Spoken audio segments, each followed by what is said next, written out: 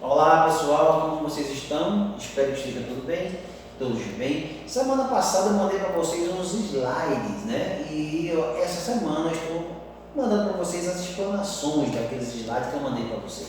Espero que vocês tenham anotado os pontos daqueles slides para que vocês possam ter mais uma gama de informações, né? Porque futuramente nós vamos fazer algumas atividades. Então entenda. Nós vamos começar estudando o capitalismo e o espaço mundial, esse sistema socioeconômico chamado capitalismo, que nós vivemos hoje, né? O sistema capitalista.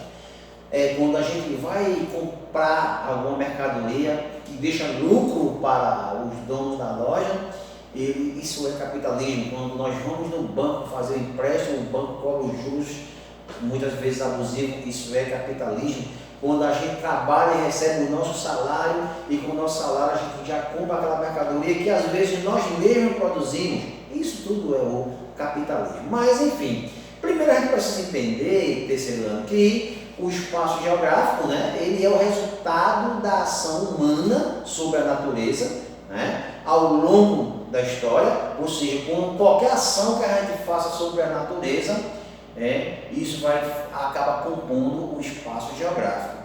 Quando você planta, quando você colhe, quando você constrói uma casa, quando você estuda, quando você pesquisa, você está fazendo parte desse espaço chamado espaço geográfico.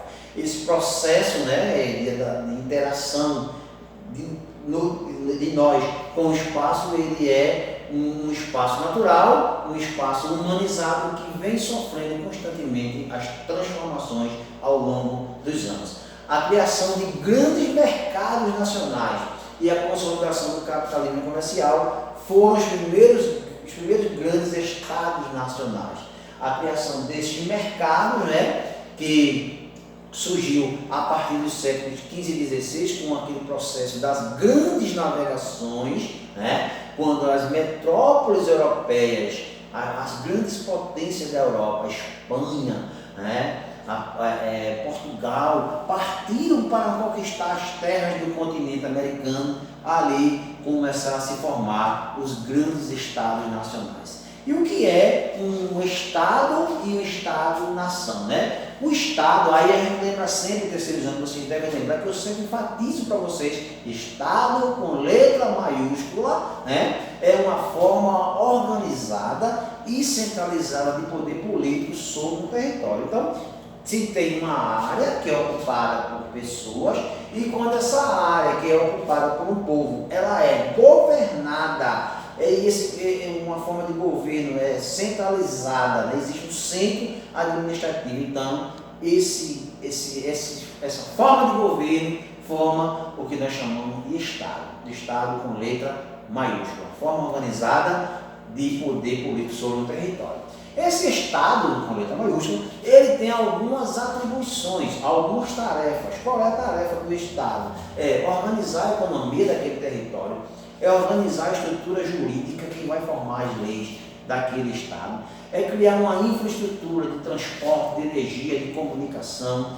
O Estado também tem como papel manter a ordem social através das forças policiais, dos juízes para julgar as leis. O Estado também deve ofertar serviços de educação e saúde. Então, são obrigações do Estado. Então, quando a gente traz para a nossa forma mais prática, nós temos um território, esse território chama-se Brasil, formado por um povo que tem uma nacionalidade, chamada brasileira, e esse povo que ocupa esse território tem um governo central, que está lá em Brasília, E esse governo central, ele é chamado de Estado, com letra maiúscula, e esse Estado, esse poder chamado Estado, deve organizar a economia do país, organizar a estrutura jurídica, criar uma infraestrutura em todo o país, manter a ordem social, que as pessoas se respeitem, e ofertar também serviços de educação, saúde e etc.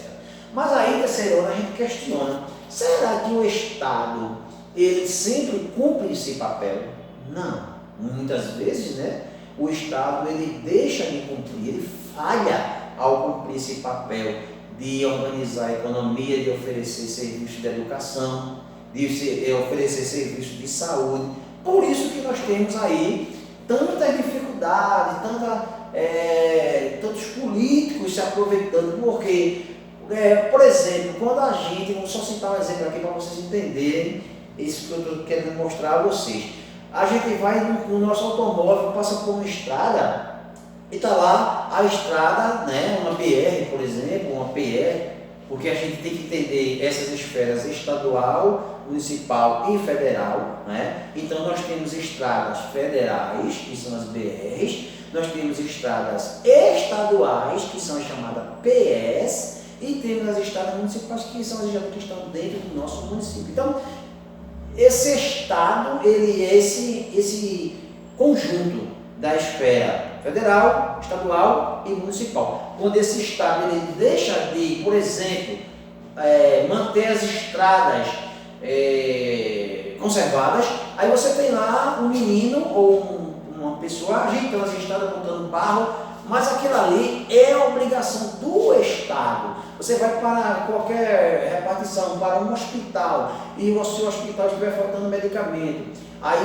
muitas vezes as pessoas vão atrás do político, mas não é o político que tem que dar essa medicação. O Estado tem a obrigação de servir esse medicamento, porque é uma obrigação do Estado também ofertar saúde, educação, né, e outros serviços para a população.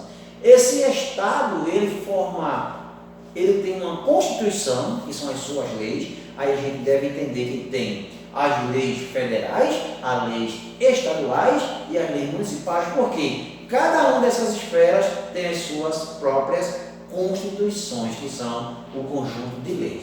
E o que é um Estado ou um Estado-nação? Nós chamamos de Estado-nação ou Estado nacional quando existe dentro dos limites geográficos, dentro do espaço, né, governado pelo Estado, uma sociedade unida por interesses e identidades comuns, ou seja, uma nação de pessoas ligadas por um sentimento de comunidade e pela defesa do seu direito de determinar o próprio destino. Então, o Brasil é um país, né? E também é um Estado-nação, Estado com letra maiúscula, chamado aí de Estado-nação. Por quê?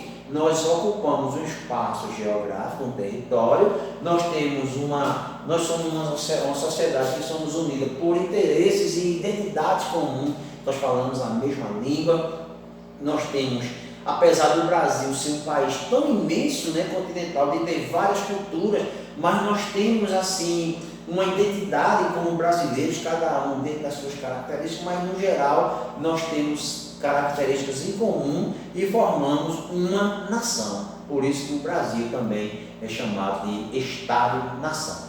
Mas aí, pessoal, esse capitalismo que nós vivemos hoje, né, ele surgiu desde a chegada dos europeus ao continente americano, séculos XV e XVI, quando esses europeus eles chegaram ao nosso continente. Nós somos da América do Sul, né? Mas os europeus, portugueses e espanhóis, chegaram ao nosso continente a fim de aumentar os seus territórios para ter maior exploração comercial, para adquirir novas mercadorias, e passou a transportar essas mercadorias pelo Oceano Atlântico, por isso que é chamado de grandes navegações.